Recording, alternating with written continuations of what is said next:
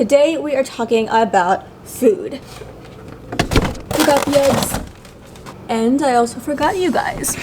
I'm going to whip together some breakfast and then we can get started. This is gonna be like the worst take. Okay, I did it. I did it. Shling, shling.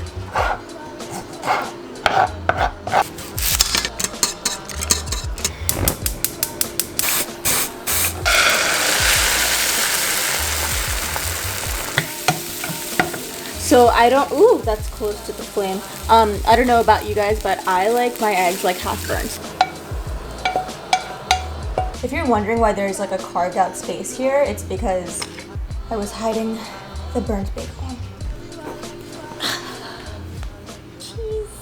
Let's get munching and chatting. Got my notes.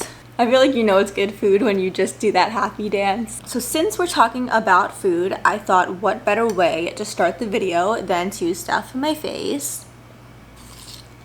Okay, so here is the deal. I lost 20 pounds in 2 months and I learned a lot during my weight loss journey, and I wanted to share my experience for anyone that might want some inspiration, because a lot of people think that to lose weight you have to eat like really boring salads and quinoa and kale for breakfast, lunch, and dinner. But I am not that girl. I refuse to eat salads every day. I am not the one. So I wanted to share what worked for me to hopefully inspire some people who might be stuck or nervous to start their journey. So April 26th, I was 130 pounds, and by June 26th, I was 110 pounds. And then a couple months later, by August, I hit 104. So full disclosure, I am 5 foot, so this is perfectly in my healthy weight bounds for someone who is as vertically challenged as I am. Also, just for context, I was 130 pounds for several years. I know that metabolism plays a big part in how fast you can shed fat.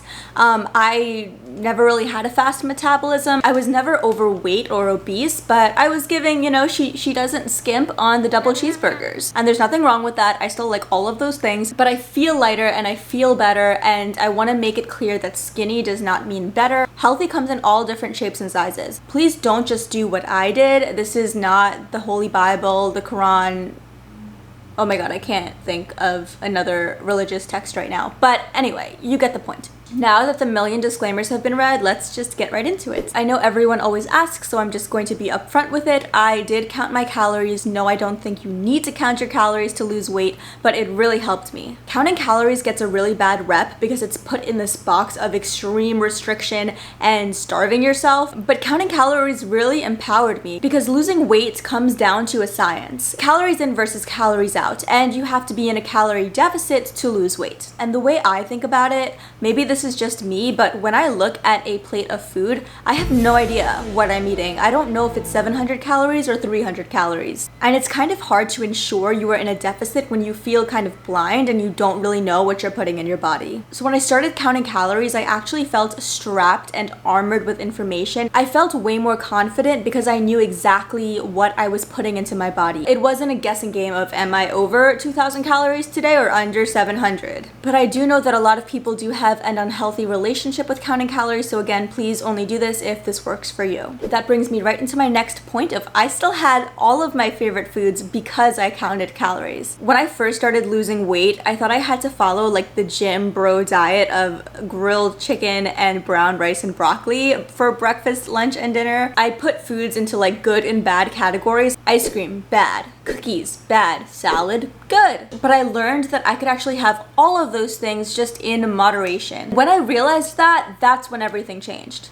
In those 2 months that I lost those 20 pounds, I ate steak, ribs, hoagies, chicken nuggets. I ate and then made sure that I was burning more calories in the gym than what I was eating. Comment down below if you want a video on my gym routine. It really does come down to calories in versus calories out, and if you don't believe me for whatever reason, I'll link this video here that went viral about this guy who only ate McDonald's burgers every single day and still lost weight. I definitely would not recommend doing that because you'll feel crappy, but you do you. And that brings me to my next point. Even though I knew I could eat whatever I wanted to, if I wanted Ben & Jerry's ice cream every day, I was gonna have to like live on a treadmill to burn off that fat. So the third lesson I learned was finding healthy alternatives to my favorite foods. And now kids, we are going to go on a field trip.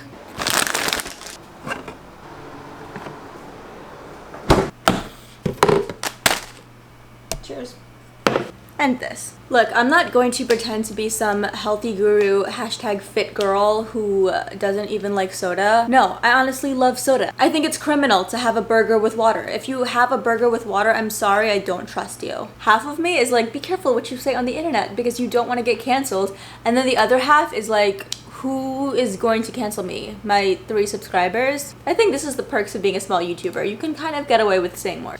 Anyway, here's some healthy alternatives that I switched to that still let me eat and drink my favorite stuff. First up, Diet Pepsi, 0 calories, 0 sugar. Now look, there are some sketchy studies about Diet Coke and Diet Pepsi, squeeze me, that investigates how it actually makes up for being 0 calories. So I'm not saying it won't give you cancer 40 years from now. Look, I'm just saying I'm here for a good time, not a long time. Cheers. Okay, the second is sugar-free maple syrup. I really stocked up on these because now I get to drench my pancakes in maple syrup, which honestly is the only right way to eat pancakes. That's not up for debate.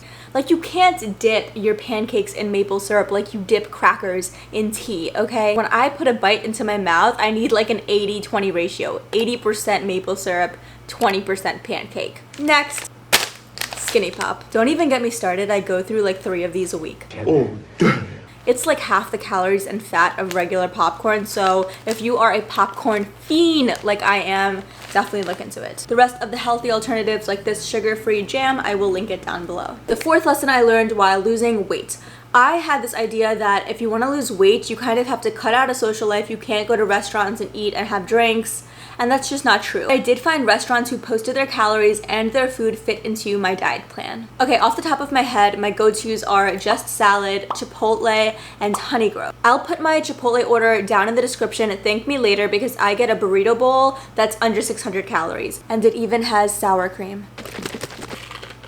I feel like a druggie sometimes when I get that hit of coffee. This is a small iced coffee mocha from Dunkin' and it's only 160 calories. Now, if you're a caffeine crackhead like me, you can get your fix. I got you. Okay, the next thing I learned is that healthy does not mean low calorie. You can eat all the healthy foods in the world and still gain weight. Obviously, you'd want to eat healthier, balanced meals because that's what your body needs, but just know that eating healthy foods as it is won't make you lose weight. Guac, I've loved you dearly, but guac is like the poster child for this kind of deceit. Before I used to think like, oh, that's a vegetable, that's healthy, like I'm not gonna gain weight from that. The average avocado has 240 calories, so once you add oil and lemon juice and other ingredients to make guacamole, you're looking at a solid amount of calories. And I'm not even saying that 300 calories is a lot because it obviously isn't, but my point is that because they were healthy foods, I thought they just didn't have that many calories and I would like guzzle it down by the pound, and that will add up pretty quickly. The next lesson that I learned is that oil is like that person in your life that is good, but you gotta be careful with. You gotta keep them at an arm's distance sometimes. 1 little tablespoon of vegetable oil is 120 calories. And I have like a squirt bottle. And I would take the squirt bottle and just blindly douse the pan like I was trying to put out fire with a hose. Before I started being more diligent, I probably had like 300 to 400 calories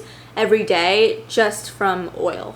So now I use an oil spray. It's 0 calories, 0 fat, just like the Diet Pepsi. Don't ask me how that's done, but honestly, I can't taste the difference between eggs with oil and eggs with spray. And next, this one's my favorite.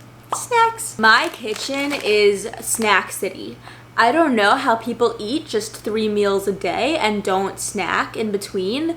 Like, if you eat just 3 meals a day, God bless you. You have your life together. I'll be working and just constantly like looking at the clock to see when is the next socially acceptable time to go to the fridge again for like the 12th time in an hour. I like to have little just, you know, little hand food next to me that I can just keep picking at throughout the day. And if you're also a little munching fiend like me, fruit is your best friend because you can pick at it for like 30 minutes and only end up eating a couple hundred calories.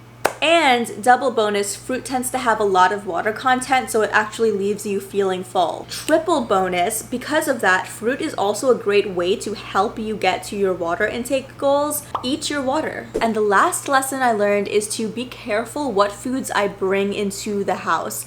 Because I don't know about you, but I do not have the best self-control. A couple weeks ago, I bought 2 really big bags of cookies, and I was like, I'll take my time with them. I'll just nibble on them.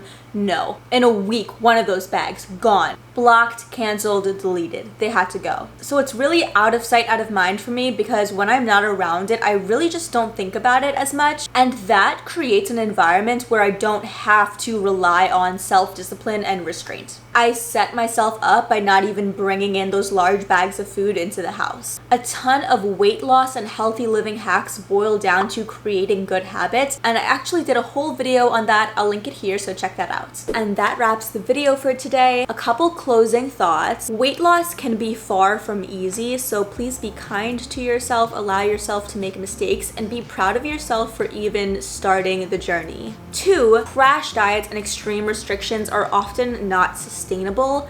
Suffering is not sustainable. Enjoying the journey while you're on it will greatly increase the likelihood of continuing and not quitting. And if you are new here, I make videos about leveling up, improving your health, your mind, and your bank account. We are all about holistic living here. So if you want to level up in all areas of your life and be a truly healthy, balanced person, then definitely subscribe, and I will see you guys in the next video.